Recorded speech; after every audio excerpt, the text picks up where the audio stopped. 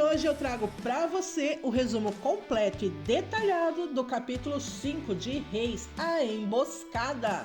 Então segura o dedo no like, se inscreve no canal que só vem coisa boa por aí. Feito isso, bora pro resumo. O capítulo se inicia com Semaías indo atrás de Abias e Selomite, que cochichavam perto da tenda. Pergunta aos dois o que está acontecendo. Então Abias pergunta se ele precisa de alguma coisa.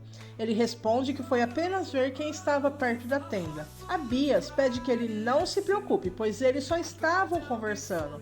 Então desconversa. Diz que foram apenas tomar um pouco de vinho longe dos outros. Semaías, um pouco desconfiado, sugere ao rei descansar, pois foi um dia de vitória, mas terão outras lutas para lutar.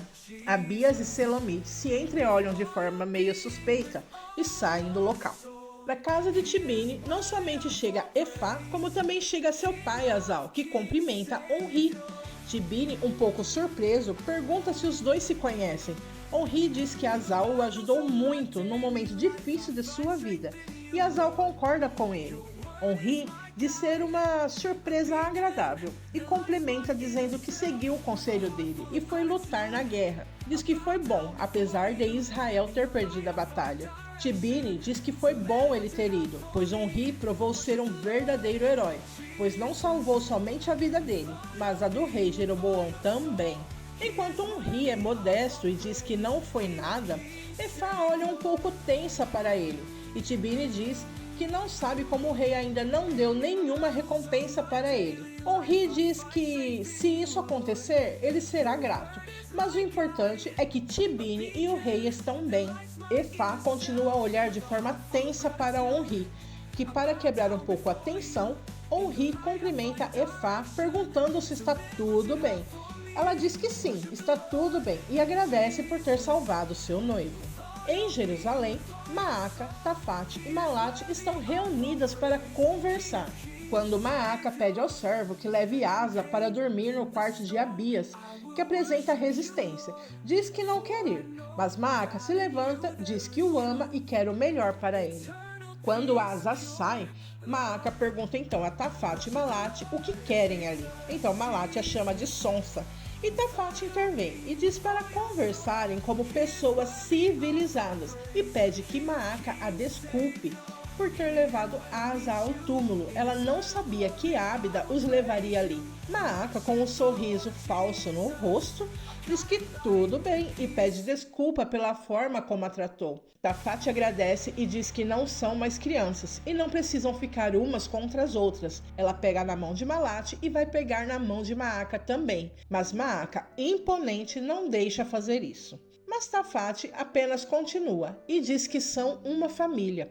Tafate ainda diz que Malate também quer se desculpar, mas é interrompida pela mesma, dizendo que não precisa que Tafate fale por ela. Malate se levanta e diz que a questão é que ela perdeu o marido e o filho também. Maaca, de forma sarcástica, a chama de coitadinha e pergunta se ela se esqueceu que Roboão também era marido dela.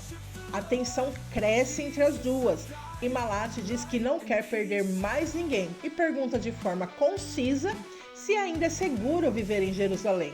Maaca finge não entender o que ela quer dizer e Malate diz que sabe que ela expulsou os levitas e sacerdotes de Jerusalém, deixando Tafate surpresa. Então Maaca diz que eles estavam perturbando a paz no reino. Quando Tafate diz que ela não pode fazer isso, ela se altera e diz que pode sim, se impõe e diz que é a rainha mãe e que se quiserem continuar vivendo ali, é bom continuar a manter a paz com ela ou irem embora de Jerusalém de uma vez por todas. Então Malate diz que não se tem o que esperar dela, pois ela nunca prestou. Maaca, com um tom ameaçador, diz a ela para ver bem como fala com ela. E Malate a desafia. Ou o quê? Quando Tafate tenta apaziguar, Maaca manda embora e diz que ela e Malate precisam se resolver. Tafate ainda insiste, mas Maaca, em um tom mais alto, a manda sair. Na cena seguinte, a caminho do quarto, Tafate alcança Asa e pede ajuda ao filho. Diz que precisa fugir com Asa. Então pergunta a Asa se ele quer ir embora de lá e nunca mais voltar. Quando Cile diz que ela está cometendo uma loucura, Asa o interrompe e diz que quer ir com ela. Então ela diz ao menino para irem naquele momento, pois senão será tarde demais. Ela pega na mão de Asa e sai apressadamente, chamando Cili para ir logo. Em sonho, Amália conversa com a filha, que sai do quarto incomodada com suas vestes e diz que queria se vestir como as sacerdotisas de Aserá. Quando sua mãe diz que ela não deveria fazer isso, pois ela é serva de Deus, Joela a chama de preconceituosa. Amália, ainda tentando falar com ela, Joela começa a tirar a roupa e fica apenas com as roupas de baixo e sai pelas ruas de Jerusalém. Enquanto todos os homens a observam e jogam cantadas, Amália tenta impedir a filha. É quando Joela esbarra em Baal-Natã e ele diz a ela que ela é uma boa candidata para servir a Aserá. E ela diz a ele que seria um sonho. Então ele a toma pela mão e a leva. Nesse momento, quando Amália entra em desespero, ela acorda e vê Joela em sua frente, que fica totalmente surpresa e emocionada. Mãe e filha se abraçam e choram juntas. Na cena seguinte, o rei Abias e todos os seus homens e os sacerdotes retornam para Jerusalém, sendo recebidos com salvas pelo povo e abraçados por seus familiares. A esposa de Jeús diz o quanto é bom ele ter voltado e que as crianças não viam a hora de revê-lo. Quando ele pergunta pela mãe, ela diz que não a viu naquele dia ainda. Ele olha em volta e acha estranho. Ana também abraça Abias e diz que sentiu muita falta dele. Ele diz que Deus ouviu suas orações e Ana concorda com ele. Abias pergunta por sua mãe e Asa. Ana diz que não os viu ainda e que devem estar no palácio. No meio de todo o povo, os sacerdotes se despedem e vão para casa. Semaías, ao chegar em casa, se depara com Deborah em sua casa, e não Amália, sem entender nada. Então Deborah explica a ele o que aconteceu, e que os levitas foram expulsos de Jerusalém e das terras de Judá. E ainda diz que caso ele queira se entregar aos poderes de Aserá, pode conseguir que ele fique lá com ela. Ele não diz nada. Nervoso, sai de casa. No palácio, Abias senta-se em seu trono, aliviado, respira fundo e diz: finalmente, merecedor desse trono. Então chama um soldado e dá a ordem de chamar Cili, pois já era para ele estar ali. Quando o soldado sai, seus irmãos entram falando alto e rindo, fazem reverência diante do rei e, mais do que feliz, Jeús dá a ideia de fazerem uma grande festa para comemorarem a vitória. Abias diz que é uma ótima ideia.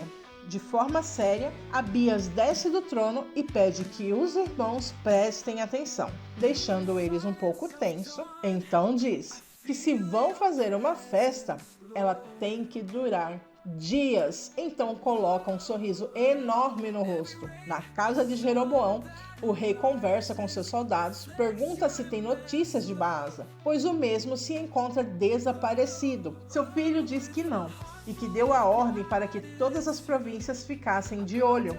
Jeroboão então se dirige a Onri, pergunta qual deveria ser o seu próximo passo. Então Onri diz que é hora deles se reerguerem. E durante a conversa, Siloé entra e oferece uma infusão a Onri, que aceita de bom grado. Siloé se aproxima do pai. Então Jeroboão diz algo para ela e pede que Onri se aproxime. E diz que para mostrar como ele é grato pelo que fez por ele, Jeroboão dá Siloé em casamento a Onri, que aceita e diz que será uma honra. Em Jerusalém, enquanto os irmãos conversam, os sacerdotes entram para falar com Abias. Perguntam o porquê suas famílias e colegas foram expulsos de Jerusalém. O rei fica confuso, pergunta como assim foram expulsos. Nesse momento, Maaca aparece mancando, fraca e ensanguentada. Os filhos a veem e ficam desnorteados. Ela, num sussurro, diz que ela, ou seja, Malate, tentou matá-la. Então desmaia no colo dos filhos. Abias e Jeús, ao entrarem no quarto de Maaca, vê tudo quebrado e com manchas de sangue para todos os lados. Quando Jeús coloca Maaca na cama, ele se depara com sua mãe caída ao chão, infelizmente sem vida. Ele se desespera e vai até ela, chama por ela, mas sem resposta alguma, deitando sobre o corpo de Malate. Quando Abias pergunta o que aconteceu, Maaca diz que ela tentou matá-la e Jeús grita que é mentira, pois sua mãe nunca faria isso. E ao pegar sua mãe para sair, olha para Maaca e a ameaça. Diz que isso não ficará assim. Abias chega perto da mãe e pergunta o que aconteceu. É quando Maaca começa a contar. No meio da discussão entre Malate e Maaca, Malate a acusa de ter mandado tirar a vida de seu filho e a acusa de feiticeira. Maaca, em tom zombador, ri e diz que ela está delirando. Então Malate diz saber sobre Ábida, deixando Maaca mais séria. Malate diz que viu os dois se encontrando enquanto ela estava grávida do rei Roboão e diz que deveria ter contado o tipo de mulher que Maaca era. A tensão cresce ainda mais no meio da discussão. Uma provoca a outra. Malate então começa a quebrar tudo no quarto de Maaca. As duas entram em uma briga corporal. Quando Malate quebra um vaso na cabeça de Maaca, como quem quer matar, Maaca olha intensamente para Malate. Nesse momento, Malate sente medo e pede perdão a Maaca, que não diz nada, apenas pega uma faca e desfere um golpe contra Malate. Quando Maaca retira a faca, Malate sangra intensamente. Ainda tenta fugir e sai do quarto, mas Maaca segura ela pelo cabelo e derruba no chão.